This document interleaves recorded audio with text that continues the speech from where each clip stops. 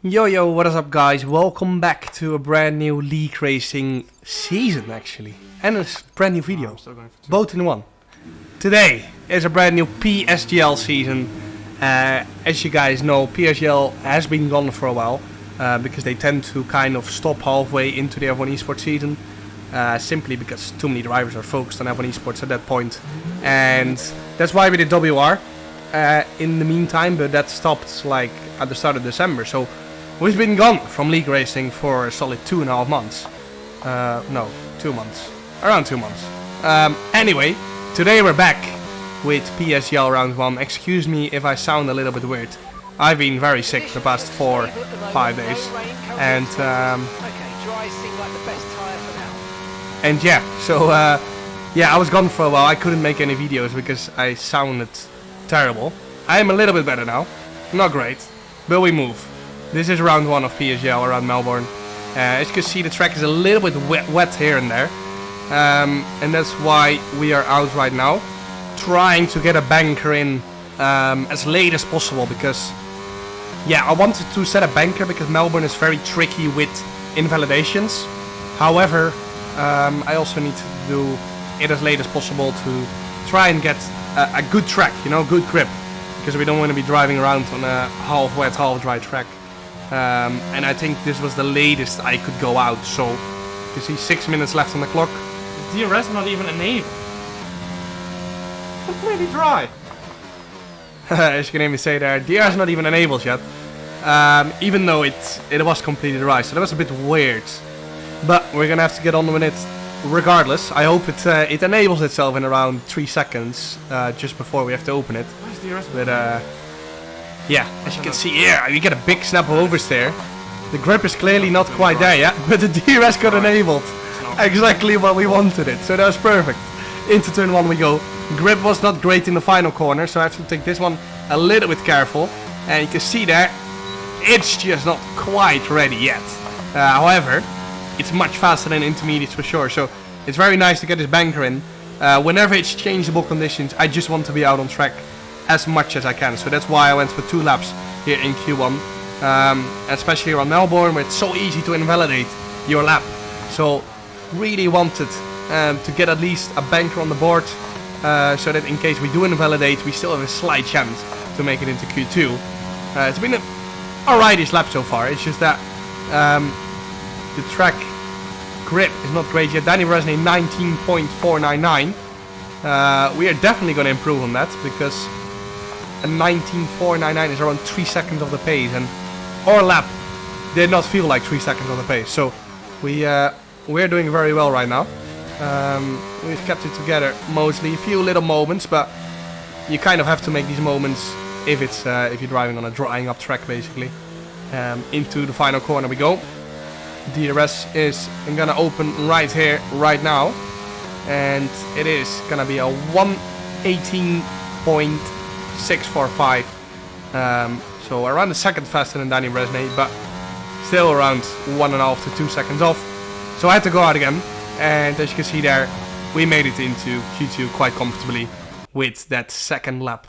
A lot of people only did 1 lap, but I would just want to get 2 laps in, just make sure that. But as you can see there, P7, our teammate Jake Benham, P3, Thomas Ronar, P1, Barry Berman, P2. Tom Manley, very fast around here in P5. As we move on to Q2 now. This is our first new set of tire run. And DRS open, across the line. Hasn't been a great lap to be honest. 16.664, which is P8. But yeah, that means you have to go out again if you're P8, and that means you always have to go out again, because if you don't, you're gonna end up in like P14 or something. On to another new set of tires, and that means we're only gonna have 1 left for Q3, as I get a big snap of oversteer over that inside curb. RNG simulator. As you can hear me say there, RNG simulator. It's just a little bit random when you hit a curb. Yeah, it's a little bit like, it depends if the physics model updates at that exact moment or not. So that's a bit annoying. But we move on. We managed to claw back some time from that turn 1 slide, and now we're 5,000 up, going into the final sector, where we're gonna have to gain a few thousand more if we want to make it into Q3 for sure. This chicane is so scary. We actually lost time, even though that looked so nice, but it's so scary because it's so easy to invalidate.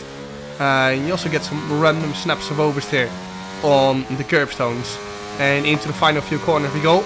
300s up, second last quarter, a lot of entry understeer, like always on this game, and then exit oversteer, which is so hard to catch. Up to the line, it's gonna be a small improvement. We're currently P10, we jump up to P9, and it is gonna be enough because there's only one more person to finish the lap, which was the Haas from Arctis, and we are P10. And glad I improved those few thousands.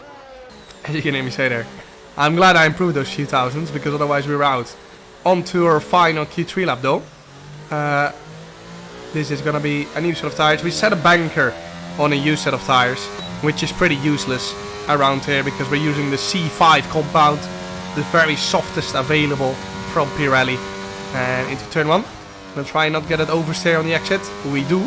Lost time compared to new tires, great.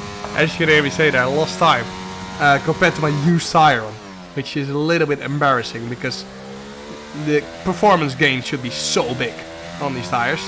But at the moment we're only half a 10 up, so it's not going very well at the moment. Actually 110 up by the time we go into sector 2. And now half 10 down on Will Lewis as we go through this flat out section. Sector 2 is actually just one corner. It's just at right hand where you have to brake a little bit and downshift, so it's just who has the most top speed.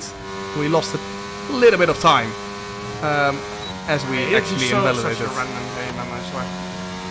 Sometimes it turns in, sometimes it doesn't. As you can hear me complain that I got so much understeer on entry. But yeah, that's the main thing I've been struggling with, the entry understeer. Because it just feels so out of control when you get understeer. So yeah, still trying to understand what caused the entry understeer, but I just don't know how to fix it. More, it will understeer more.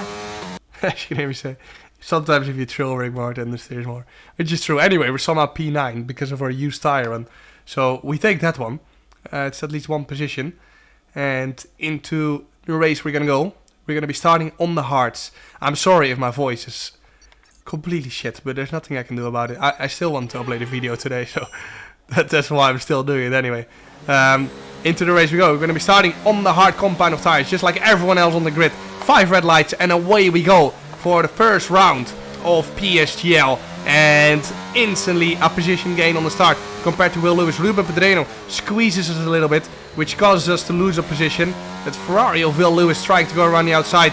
Ruben gets a big step of oversteer on turn 2 exit. We're gonna go down the inside here of Ruben Pedreno. Ismail Fassi. Ruben squeezes Ismail a little bit, which causes him to have a little bit of moment on entry. Up to P8 we go though. And now Ruben and Ismail going side by side again. We manage to take advantage there, and up to P7 we go. Now, can we get Ismail on the next straight? We're very close to track limits there already, which is not what you want around Melbourne on lap 1. But I decided to let Ismail go here for now, simply because I had used quite a bit of my battery already in that opening lap, and we also need to catch up to the car's head. So there's no point battling Ismail right now. We need to, you know, get into the DRS so that we can fight for better positions, both me and Ismail, because that's where the points are. No point in fighting to death on this first lap, as it's still a long race ahead of us, you know. Gonna try and somewhat save tires.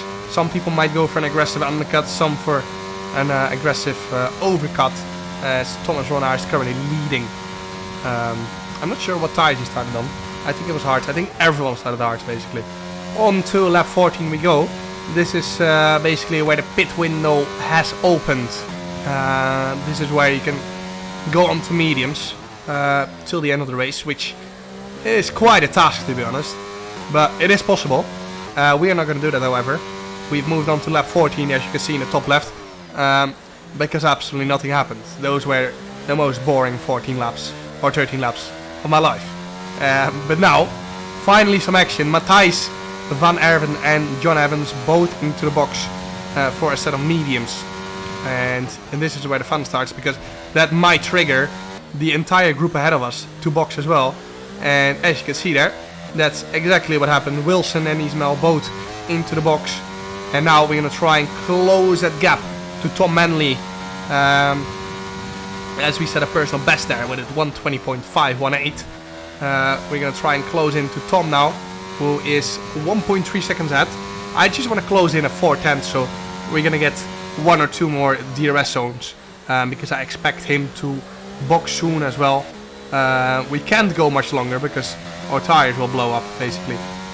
Joost Noordijk sets the fastest lap of the race, followed by Philip Preechnader, and those guys must have boxed pretty early, lap 14 probably.